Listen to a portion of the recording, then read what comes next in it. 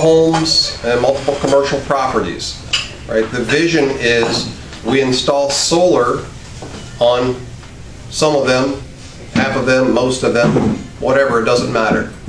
All right, we're going to interconnect all of those solar systems with batteries. All right, so each home will have a solar system and a battery. We'll feed electricity to the batteries, charge the batteries, use the batteries throughout the day to manage loads, because as you can imagine, our use of electricity is higher during the day when everybody's in their offices and buildings. And then recycle those batteries or recharge those batteries at night with the solar system. Okay, so now you may have one home with a huge roof and they have a $30 electricity bill. Well, it doesn't matter. You can load that roof up with solar panels. They can fill their battery and send that extra electricity to the grid and make money off of that, or sell that electricity in a non-regulated environment. Okay, so that's a picture of the distributed grid. That's where all of this is going. Everybody knows it makes sense. We're right now we rely on a 100-year-old infrastructure that's based mainly off of fossil fuels for generating electricity, which, by the way, is the highest contributor of air and water pollution. Okay. Now the irony is not lost on me that I came from Indiana 2 years ago and I'm educating Californians about clean energy. But anyhow, here we are. So that's the distributed grid of the future. I want to talk a little bit about the Tesla acquisition. I'm not supposed to talk about it, so I'm not going to talk about anything that's not already in the news, right? Anything that you already know, right? So yeah, there's a vote for the acquisition on November 17th. Whether that goes through or not, it doesn't matter. You know, it's probably going to go through, but regardless, they're both strong companies. We're already working together anyhow. On the board of directors of Solar City, half of those members are Tesla employees, and vice versa. We've been working together since the inception of Solar City about 10 years ago. So anyhow, it makes sense to combine the companies because you have electric cars, you have charging stations, you have the batteries that you're going to feed with the solar system. That's all provided by Tesla. And of course, Solar City is the #1 residential and commercial solar system integrator in the country, which makes it also the largest in the world. So that's kind of a little bit of the background on the situation with Tesla. So it's whether it comes or not, we're a viable operation. Everything is moving forward. So back to the distributed grid. In Hawaii today, they have reached what they call net metering capacity. Okay, let's rewind. Let me explain how solar works today, and we'll tie that into the future grid. Today, we just install this system on the roof. Sun stimulates the panels.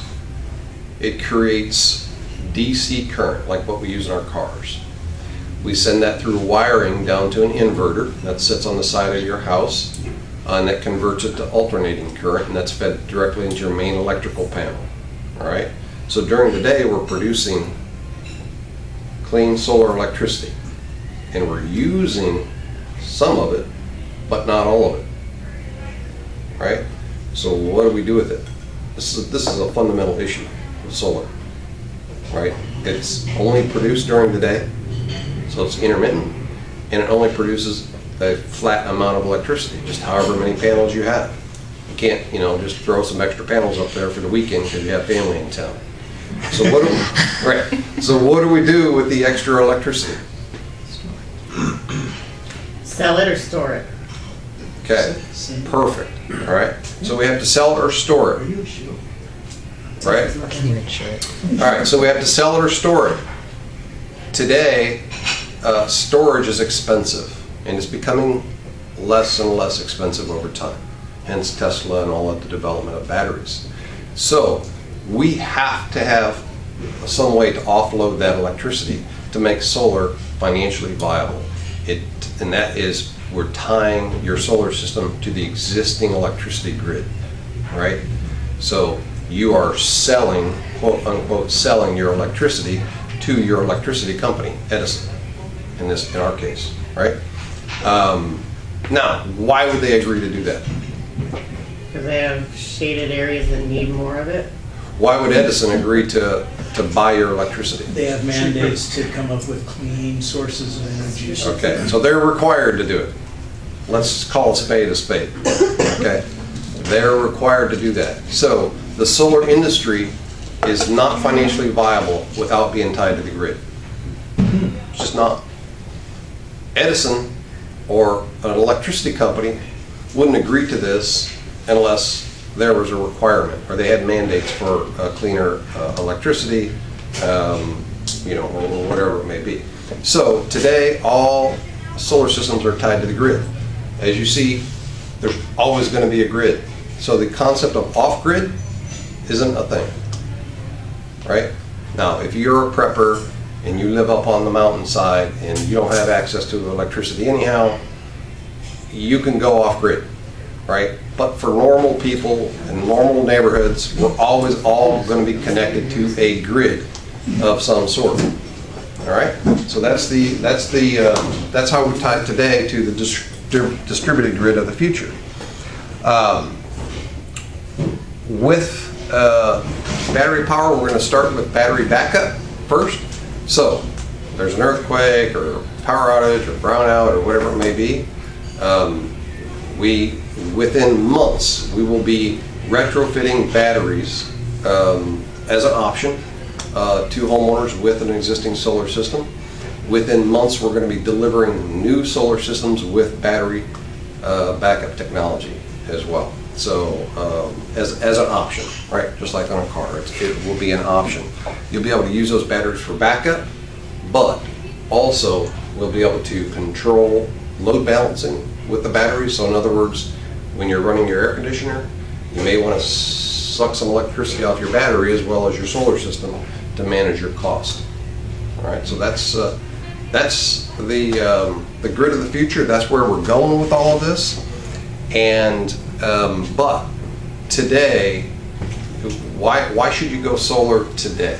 Why today instead of waiting for all of this cool stuff? It's cheaper. The reason is because it's cheaper. It is becoming more and more expensive over time.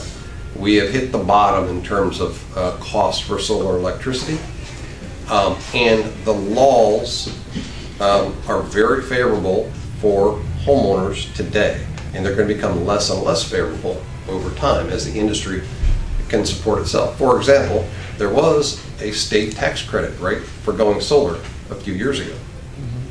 That's gone, right? So we've missed out on that opportunity.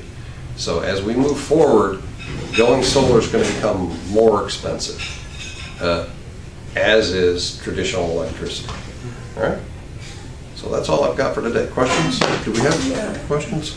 Oh, where did I get my question list?